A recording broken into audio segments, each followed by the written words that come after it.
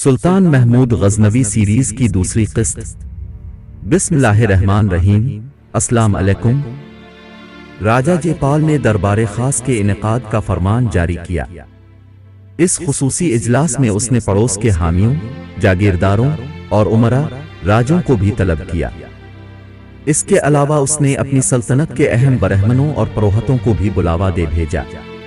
ہندوستان کے بعض دوسرے حصوں کے نمائندے بھی موجود تھے۔ راجہ جے پال نے اس اجلاس سے خطاب کیا۔ اس خطاب کا خلاصہ یہ تھا کہ مسلمان پنجاب اور ہندوستان کی طرف پیش قدمی کر رہے ہیں۔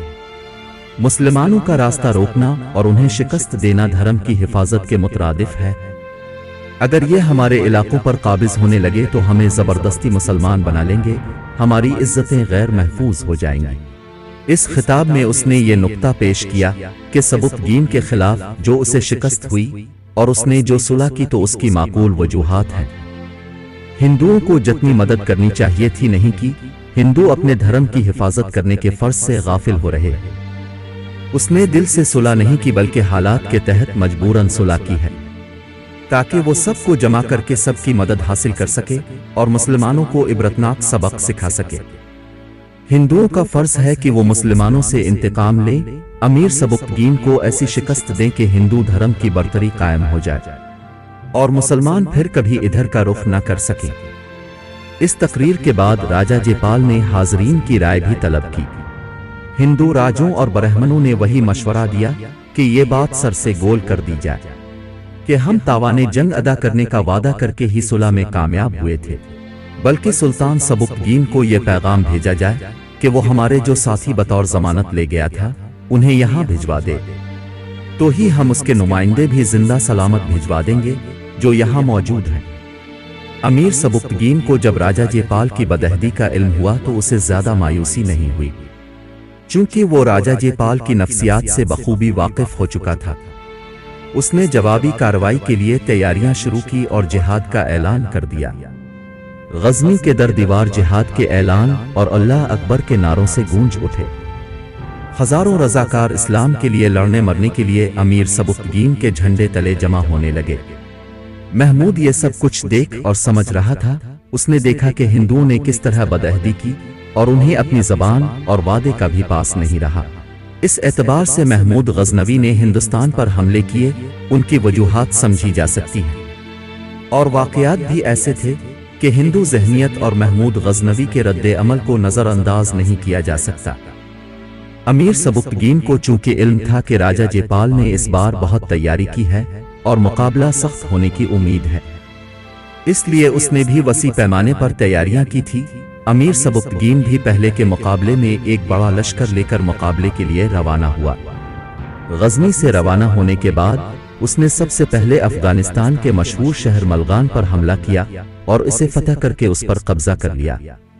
اس کے بعد وہ پنجاب کی طرف بڑھا اور دریائے اٹک تک پہنچ گیا۔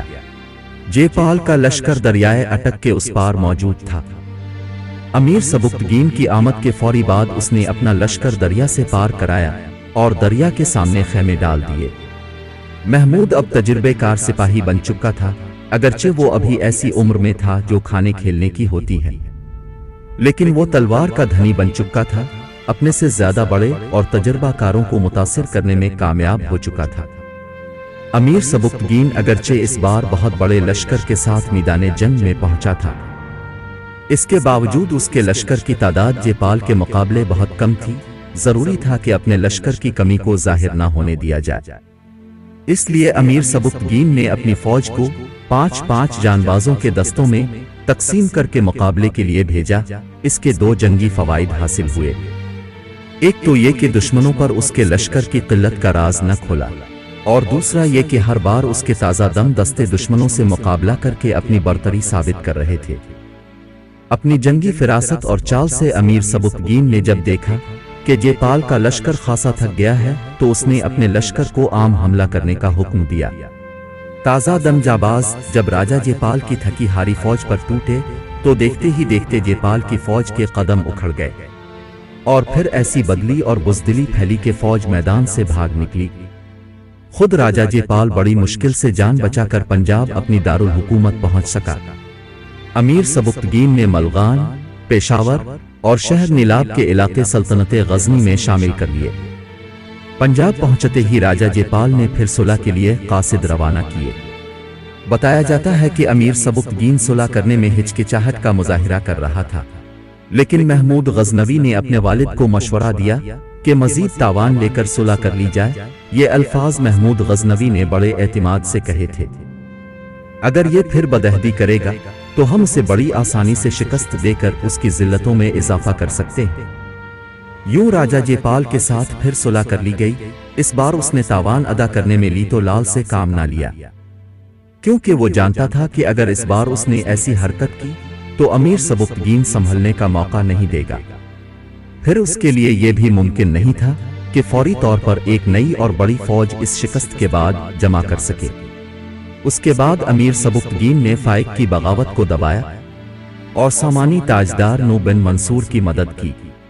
तारीख की किताबों में कहा जाता है कि इस मरके में एक बार महमूद को पसपाई इख्तियार करना पड़ी, लेकिन बहुत जल्द उसने अपनी फौज पर काबू पा लिया और इसे तरतीब देकर अपने वालिद की इस तरह मदद की कि फाइक के खिलाफ उस मैदान में उन्हें फतह हासिल हुई।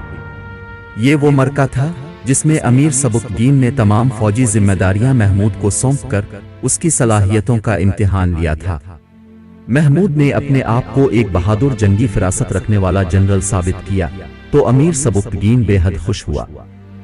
इस मरके में खरासान पर अमीर सबुक्तगीन का कब्जा हुआ और उसने महमूद को खरासान का नज़्म व नसब संभालने के लिए रवाना कर दिया। ये दूसरी जिम्मेदारी थी जो महमूद गजनवी को सौंपी गई कि वो जहां मैदान जंग में एक बहादुर और निडर सही फैसला करने वाला सिपाहसालार साबित हुआ, वहां इसे हुक्मरानी का भी पूरा तजुर्बा होना चाहिए। अमीर सबुक्तगीन गजनी वापस आ गया। उसका इंतकाल 387 हिजरी में हुआ। उसने अपने पीछे 3 बेटे छोड़े थे, इस्माइल, नस्र और महमूद। एक मुअर्रिख ने अजीब बात लिखी है। वो कहता है कि अमीर सबुक्तगीन ने मरते वक्त 3 बेटे और गजनी की हुकूमत नहीं छोड़ी थी, बल्कि अपने बेटे महमूद के लिए वर्षे में हिंदुस्तान का रास्ता छोड़ा था कि वो हिंदुस्तान पर हमले करता रहे। अमीर सबुक्तगीन का इंतकाल हालते सफर में हुआ था। वो बल्ख से गजनी आ रहा था कि रास्ते में उसका इंतकाल हो गया।